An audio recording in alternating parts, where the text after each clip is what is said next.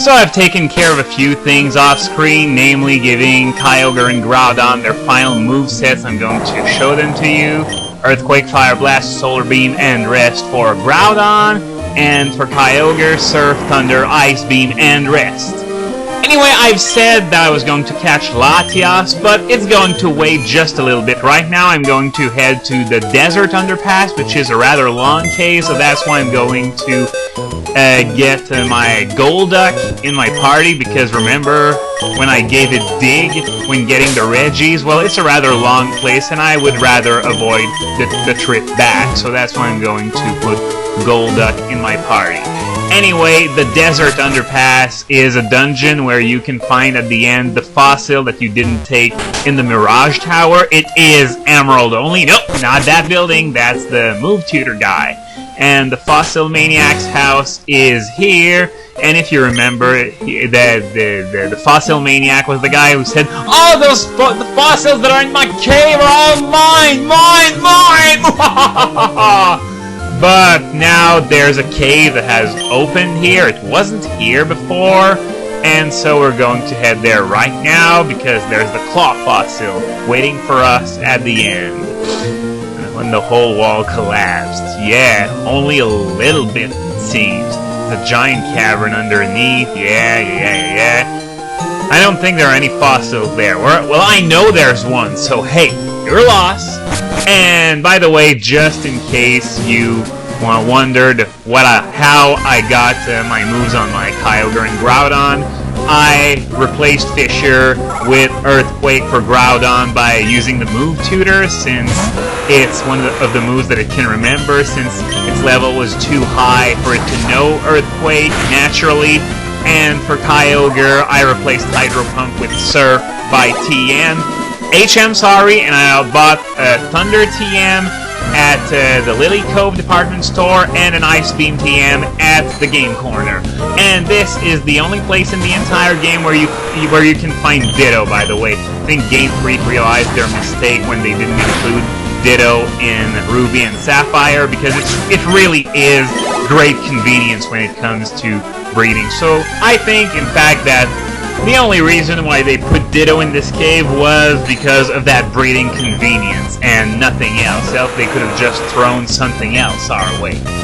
So, yeah, as you may imagine, I fired my Latias from my team, which hurts a lot considering how awesome it was against Kyogre. It just nailed that Hypnosis like a champ, and after that, well, the rest is history. I caught it with only one net ball. And by the way, net balls have triple the usual catch rate on bugs and water types, so that explains a bit why it went so quickly. Asleep, half HP with a net ball. And I think we're getting close now. Yep, there we go, Claw Fossil. So, if you remember what we did with the Root Fossil way back when we visited the Mirage Tower, we're gonna do the exact same thing. So I'm gonna have Golduck give me a ride out of here. And after that, we're going to fly to Rustboro, because that's where we revive fossils, if you remember.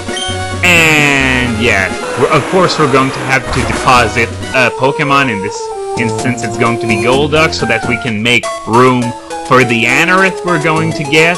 And I can't stress this enough. Emerald is the only game between the three, that is, where you can get both fossils. Of course, I think you can get both in Diamond, Pearl, and Platinum, but I'm not 100% sure on that. I don't really remember. I would have to need to look it up. But Ruby and Sapphire, you're stuck with what you get. But at least the choice doesn't depend on the version. You get to choose in both Ruby and Sapphire which one you want between Lily and Anorith. And now this is the guy, if you remember, who revives my fossils.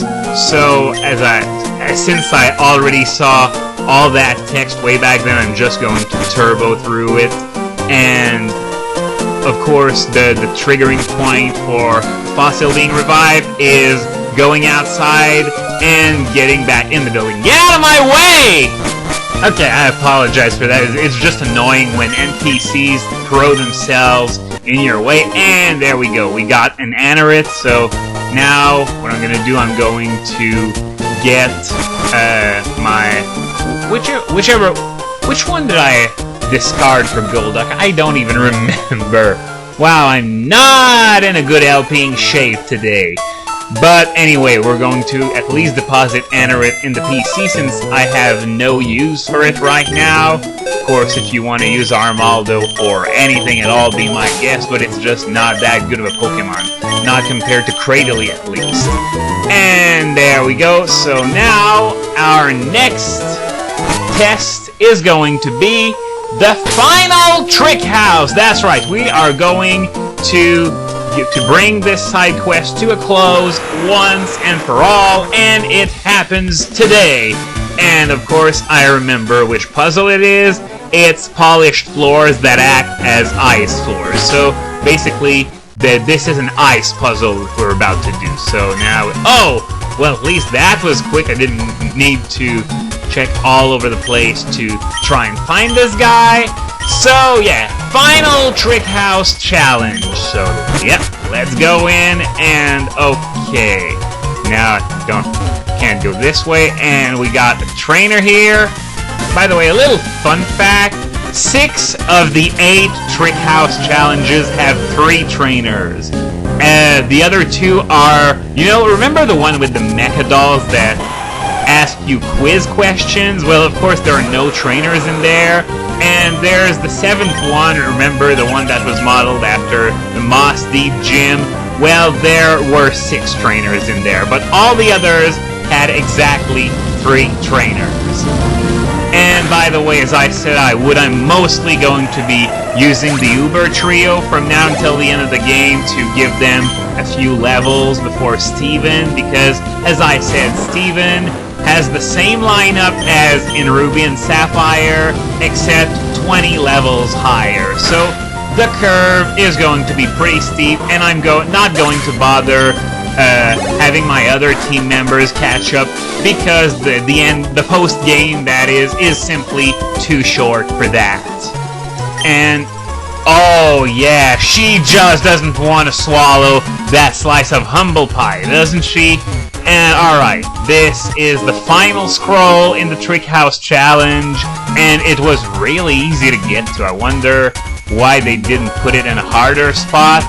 And I guess, okay, so now, oh, we're already up there? Okay, now this is going to be a little more complicated, but first we gotta defeat this guy. Which reminds me, it doesn't have anything to do with that, but if you have Japanese copies of Generation 4 games, then you can get a Manaphy via Wi-Fi these days. Unfortunately, the Manaphy is apparently of an impish nature, which raises defense but lowers special attack. So obviously not the best nature out there, especially for a Manaphy. But if you want a Manaphy and you haven't played any of the Ranger games, well, this is your chance. If you at least want to get the Dex entry or brag that you have Manaphy, impish or not, it still remains a very good Pokemon. Of course, I don't recommend using it in competitive battling because, well, it's impish after all. Seriously, what's with those guys in crippling event Pokemon with bad natures? It's like that Heatran with lowered speed that had Eruption. If Eruption needs anything to work, it's freaking speed.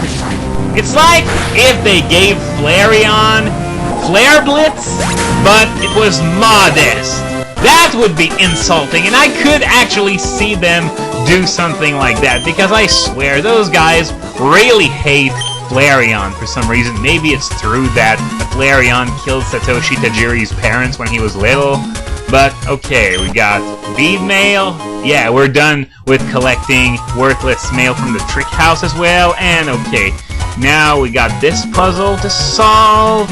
Let me think for a second. This obviously isn't going to work, so I'm going to go down and this way. And, oh, I think I got it. Nope, no, I haven't got it. If I do this... Okay, just let me think about it for a second. Oh! Oh, yeah, I think I got it. I gotta go there, there, Scar!